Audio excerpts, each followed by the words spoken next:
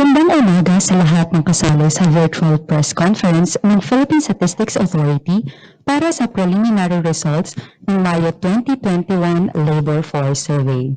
Ako po si Kaya Mangilog, ang inyong host para sa press conference na ito.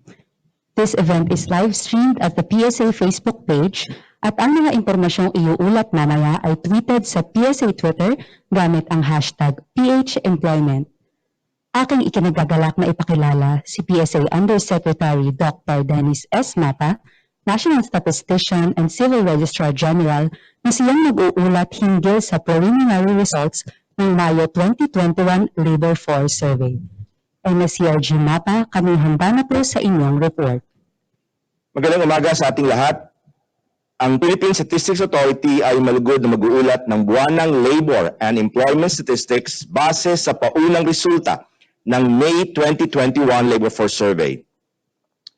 Kung ikukumpara ang saklaw ng Labor Force Survey nitong Mayo 2021 sa isinagawa noong Abril 2021, ang Mayo 2021 Labor Force Survey ay makapagbibigay ng reliable estimates sa national level lamang.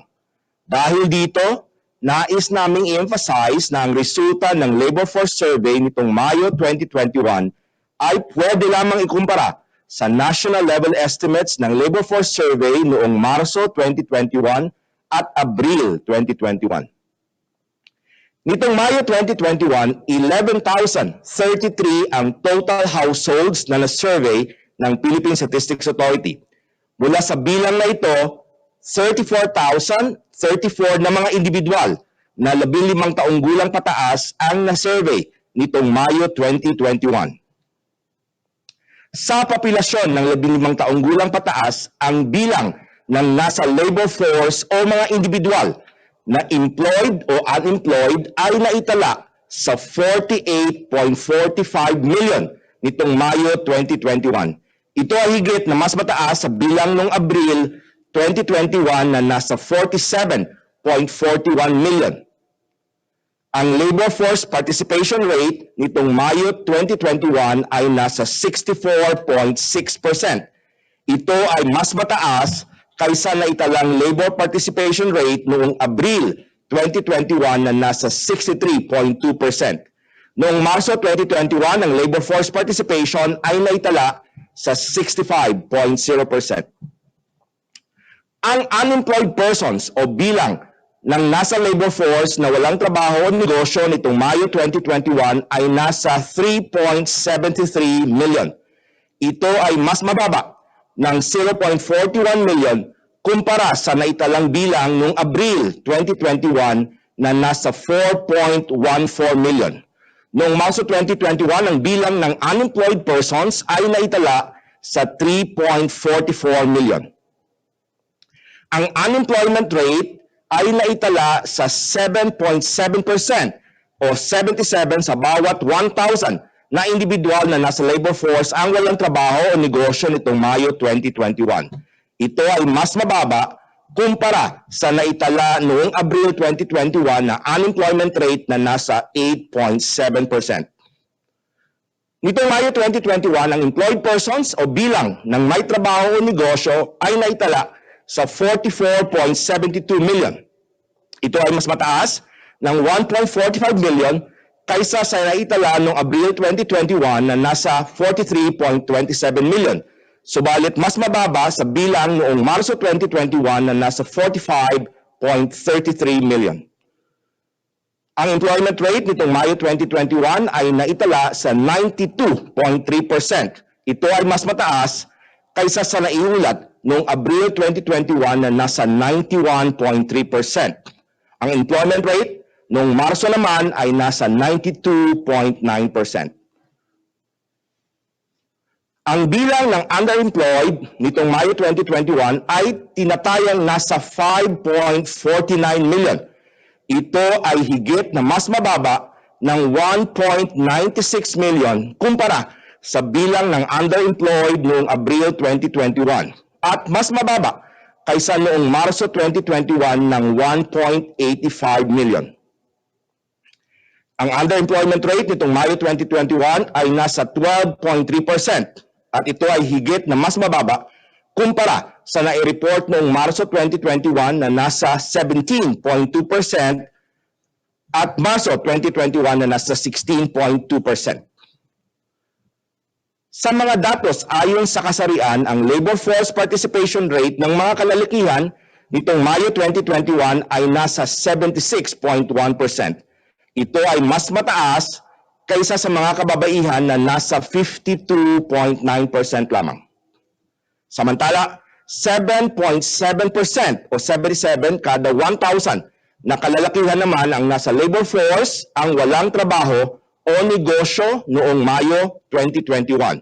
Ito ay mas mataas sa unemployment rate ng mga kababaihan na nasa 7.6%.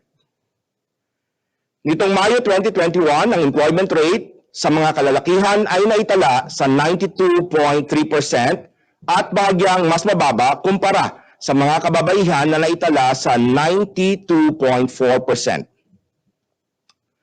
Sa mga employed na kalalakihan nitong Mayo 2021, 14.1% sa kanila ay underemployed.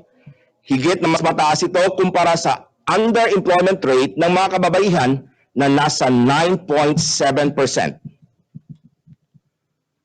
Kung ang datos ng pangunahing sektor naman ng ating susuriin nitong Mayo 2021, ang services sector pa rin ang nananatiling bumubuo sa pinakamalaking bahagi ng labor force na may 57.8% share.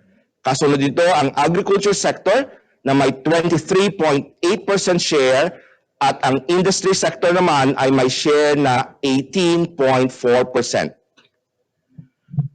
Kung ikukumpara ang estimates ng mga subsector nitong Mayo 2021 sa Abril 2021, ang may pinakamalaking pagtaas sa bilang ng may trabaho o negosyo ay ang mga sumusunod: wholesale and retail trade, repair of motor vehicles and motorcycle plus 385,000. Agriculture and forestry plus 284,000. Public administration and defense, compulsory social security plus 283,000. Construction plus 262,000. At other service activities gaya ng repair of computers, personal and household goods, other personal services gaya ng wellness activities, laundry services at domestic services plus 207,000. Samantala, ang mga subsector naman na nagtala ng may pinakamalaking pagbaba sa bilang ng may trabaho o negosyo nitong Mayo 2021 kumpara noong Abril 2021 ay ang mga sumusunod: fishing and aquaculture, negative 218,000. Administrative and support service activities, negative 193,000. Mining and quarrying, negative 70,000. Professional, scientific, and technical activities, negative 45,000. At electricity, gas, steam, and air conditioning supply, negative 15,000. Nitong Mayo 2021, naitala sa 39.0 hours ang average hours worked in a week ng mga manggagawa o may negosyo. Ito ay mas mataas kumpara sa average hours worked in a week noong Abril 2021 na nasa 38.0 hours. Ang percent share ng mga employed persons na hindi aabot sa 40 hours sa isang linggo ang iginugugol sa trabaho o negosyo ay naitala sa 37.3% nitong Mayo 2021. Ito ay higit na mas mababa kumpara sa nai-report nitong Abril 2021 na nasa 41.7%. Samantala, mas mataas naman ang percent share ng mga employed persons na nagtatrabaho o nagnenegosyo ng 40 hours and over sa isang linggo nitong Mayo 2021 na nasa 61.3% kumpara sa naitalang 55.9% noong Abril 2021. Bumaba naman ang kabuuang bilang ng mga employed ngunit hindi nakapagtrabaho o nakapagnegosyo nitong Mayo 2021 na naitala sa 1.4% lamang mula sa naitalang 2.5% noong Abril 2021. Ang mga pangunahing dahilan ng mga employed ngunit hindi nakapagtrabaho o nakapagnegosyo nitong Mayo 2021 ay ang mga sumusunod. Variable working hours or nature of work, 20.3%. ECQ, lockdown, COVID-19 pandemic, 19.0%. Health, medical limitations, 13.9%. Other reasons, gaya ng on leave, kasalukuyang nag-aayos ng lugar na pinagtrabahuan, o walang kapital sa negosyo na nasa 11.9% at personal or family reasons na nasa 8.9%. Kung atin namang susuriin ang mga datos mula sa Abril 2020 hanggang Mayo 2021, ang pinakamababang labor force participation rate ay naitala noong Abril 2020 na nasa 55.7% lamang, habang ang pinakamataas naman ay naitala noong Marso 2021 na nasa 65.0%. Patuloy namang hindi nagtala ng pagbaba ang employment rate mula Hulyo 2020 hanggang Enero 2021. Mapapansin na bumaba ang employment rate noong Pebrero at Abril habang nagtala naman ng pagtaas sa mga buwan ng Marso at Mayo 2021. Samantala, ang pagtaas ng employment rate nitong Mayo 2021 ay nagresulta sa pagbaba ng unemployment rate sa 7.7% sa nasabing buwan. Ito ang pumangalawa sa unemployment rate na naitala noong Marso 2021 na 7.1% na siya namang pinakabababa mula Abril 2020. Pagdating sa bilang ng mga individual na nasa labor force, patuloy ang pagtaas nito mula Oktubre 2020 hanggang Marso 2021. Ito ay bumaba noong Abril 2021 at muling tumaas nitong Mayo 2021. Mapapansin din na patuloy na tumataas ang bilang ng employed persons mula Oktubre 2020 hanggang Marso 2021, subalit bumaba ito noong Abril at muling tumaas nitong Mayo 2021. Tumaas din ang bilang ng underemployed persons mula Oktubre 2020 hanggang Pebrero 2021. Bumaba ito noong Marso at biglang tumaas ang bilang ng underemployed noong Abril, ngunit higit na bumaba nitong Mayo 2021. Sa kabilang banda, ang bilang ng unemployed persons ay bumaba noong Hulyo 2020 na patuloy na bumaba hanggang Oktubre 2020. Bagang itong tumaas pagdating ng Enero 2021, Pebrero 2021 at Abril 2021. Samantala, bumaba naman ang unemployment rates noong Marso 2021 at nitong Mayo 2021. Dito nagtatapos ang aming pag-uulat sa pangunahing resulta ng Mayo 2021 Labor Force Survey. Ang Philippine Statistics Authority ay malugod na nagpapasalamat sa inyong pakikipaglahok sa press briefing na ito. Muli, magandang araw at mabuhay tayong lahat. Maraming salamat, National Statistician and Civil Registrar General Dr. Dennis S. Mata. Bago natin simulan ng question and answer segment, we are acknowledging the presence of our media partners joining us today through online video conferencing. Para sa mga nais magtanong kay NS Mata, maaari ninyong gamitin ang raise hand feature kung saan kayo po ay acknowledge muna bago po ninyo sabihin ang inyong tanong. Maaari rin po kayo magpadala ng inyong mga katanungan via chat box. Ngayon po ay handa na tayo sa question and answer segment. Meron po tayong unang katanungan mula kay Mr. Ben De Vera of Inquirer. Why did the labor force population and participation rate increase in May versus April? Was the revert to less stringent quarantine in NCR Plus in mid-May a factor? Thank you very much for that question, Ben. Sa aming datos, nakikita namin na across regions talagang tumaas, no? Of course, this is based on the sample data. Tumaas yung ating labor force participation rate. Ito ay dahil sa lesser restriction.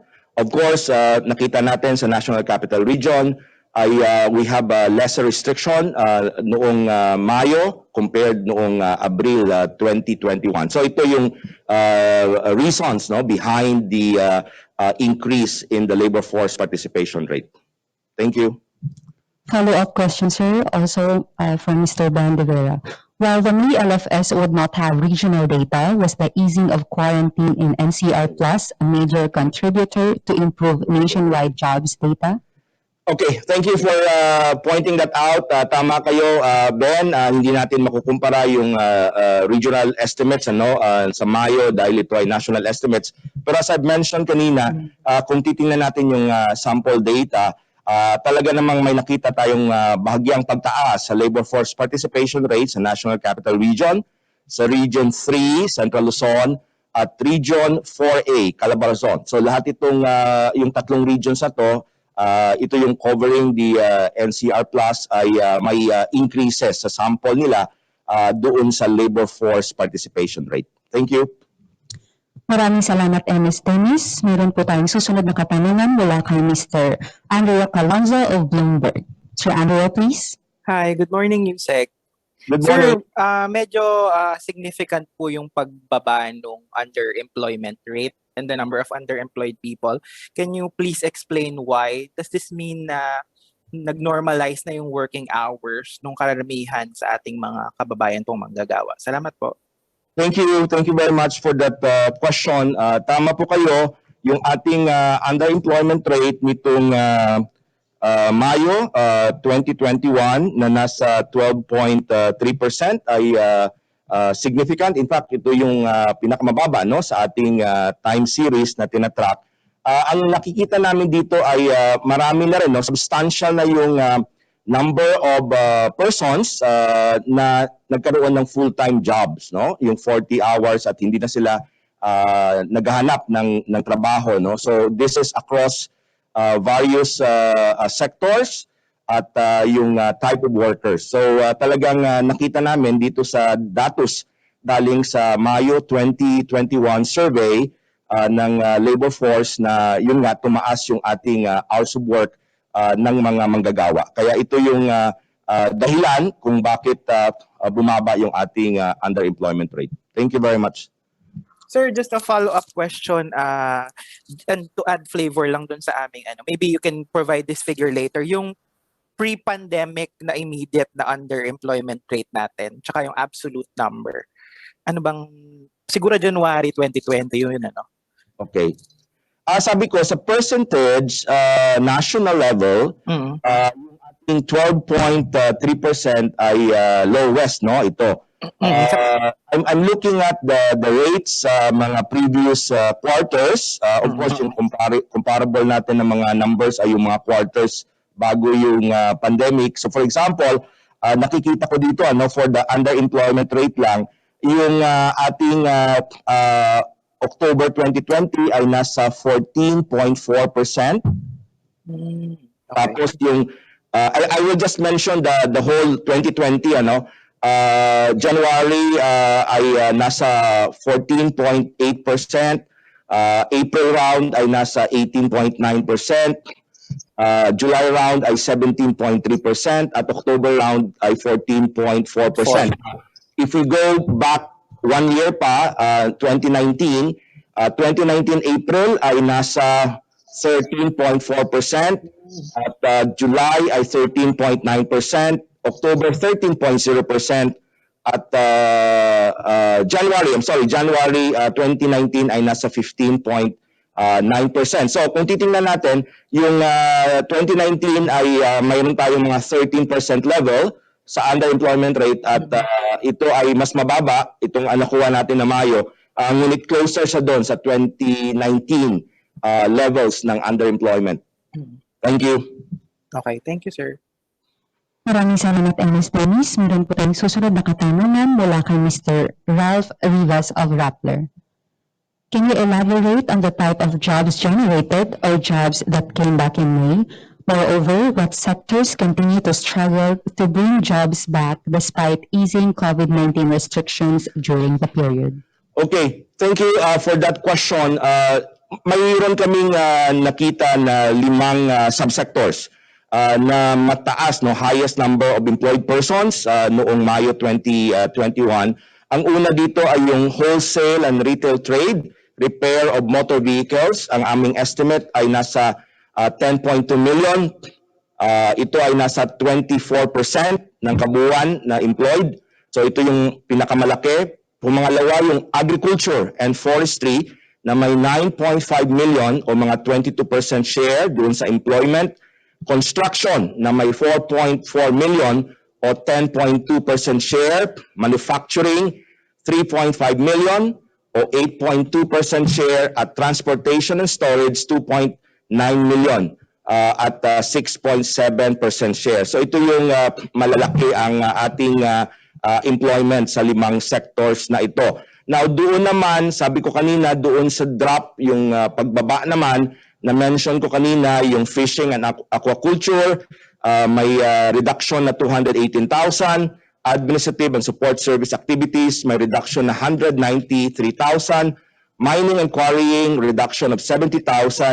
Professional, scientific, and technical activities, reduction of 45,000. At electricity, gas, steam, and air conditioning supply, may reduction tayo na 15,000. Ito ay kumpara noong Abril 2021. Thank you. Maraming salamat, Ernest Dennis. Ang ating susunod na katanungan ay mula kay Mr. Warren de Guzman of ANC. Can you please describe the quality of jobs of the individuals who worked full-time in May versus those who had part-time jobs? Okay, I'm looking at yung full-time workers working 40 to 48 hours a week itong Mayo compared sa April. Ang tatlo na may mataas na increases sa employment dito sa ating matatawag na full-time workers ay construction. Mayroon tayong increase na 637,000. Wholesale and retail trade, repair of motor vehicles and motorcycle, may increase tayo na 573,000. At manufacturing na may increase tayo na 538,000. So ito yung dito nang galing, no? Yung karamihan na parang matatawag natin na full-time workers. Doon naman sa pagbaba, may tatlo kami dito na na-track, administrative and support service activities, although 52,000 lang ito yung decrease. Mining and quarrying, 43,000 decrease, and professional and scientific technical activities, 16,000 decrease. So kung titingnan natin, yung pinanggalingan talaga ng medyo malaking increases nitong Mayo compared sa April 2021 results in terms of full-time workers ay construction, wholesale retail trade, repair motor vehicles and motorcycles, saka manufacturing. Thank you, Warren. Maraming salamat, Ernest Dennis. Follow-up question po mula kay Mr. Andrew Calanzo. The unemployment rate, is it the lowest since when? Yung ating unemployment rate ay 7.7%. Ikumpara natin nung Marso 2021, 7.1%. So hindi siya talagang masatawag natin na mababa. In fact, sa ating datos, monthly versus the monthly and the quarterly data sa unemployment rate, ito yung 16th highest. So yung 7.7% ay hindi pa talaga natin matatawag na mababa siya. Thank you. Follow-up question, sir. How about for the unemployment? Underemployment, sorry. Okay. Yung underemployment rate, sabi ko nga, ang ating datos dito sa Mayo 2021 na 12.3%, ito yung pinakamababa sa series natin na tiningnan mula April 2005. So doon tayo nagkaroon ng pagbabago sa definition natin. Tumingin pa rin kami doon sa ating datos bago pa yung April 2005, pero hindi na siya comparable dahil nagbago nga tayo ng definition. Ay itong 12.3% ay mas mababa pa rin. No? So from the series na comparable na siya. Of course, this is quarterly and monthly data since 2005 April. The 12.3% underemployment rate in May 2021 is the lowest recorded. Thank you. Thank you very much, Ernest Dennis. Our next question is from Mr. Ben De Vera of Inquirer. With the increases in jobs in the agriculture and construction sectors in May seasonal or part-time since it's summer? Or were they full-time employment? May ano tayo, may nakita tayo. Of course, combination naman ito lahat ng part-time saka full-time. I will scrutinize the data later on. Pero nakita natin kanina, sabi ko yung top 3 subsectors kung saan galing yung pinakamarami ang full-time job increases ay yung sector ng manufacturing, agriculture at saka yung wholesale and retail trade, no? So doon ang galing ang mataas na increases sa even full-time employment. So whether this is seasonal or not, we will have to look at the next survey. Ben, we're done with our June labor force survey, and next week rather, we will start the data collection for our July round of the labor force survey. Kasama na rin yung ating family income and expenditure survey para sa first semester ng 2021, kung saan ay doon kami kukuha ng ating official poverty estimate. So mayroon tayong darating na June, makikita natin kung talaga bang nami-maintain niya yung number doon sa full-time jobs for these sectors, at mabe-verify natin yon sa bigger sample pag dumating na yung July round of the labor force survey. Thank you very much. Thank you, Ernest Temus. We have a follow-up question from Mr. Warren de Guzman. What do the PSA survey results say about the biggest risks to employment moving forward? Nakita naman natin sa ating time series, kasi sabi kung nga kanina pinakita natin yung ating employment, unemployment, even underemployment data. Nakikita na natin both from the quarterly surveys saka yung ating monthly surveys.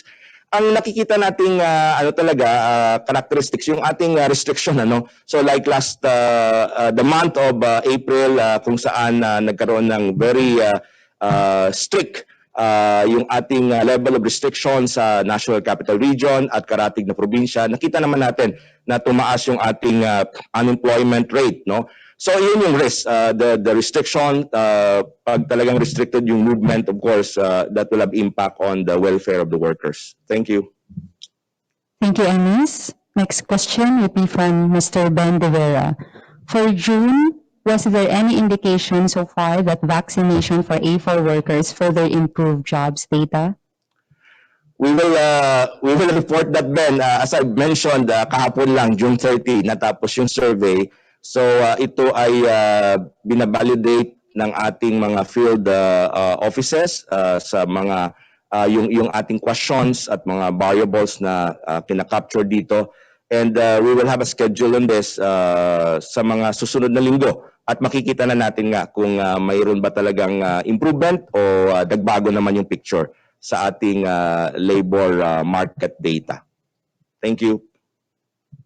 Thank you, Ernest. Mayroon pa po bang katanungan? Kung wala na po mga katanungan, nais po namin pasalamatan kayong lahat sa pakikinig at pagsali sa press briefing ng preliminary results ng Mayo 2021 Labor Force Survey. Sana patuloy ninyong suportahan ang mga activities ng Philippine Statistics Authority. Muli, ako po si KM Manilog ng PSA. Maraming salamat at magandang umaga sa inyong lahat.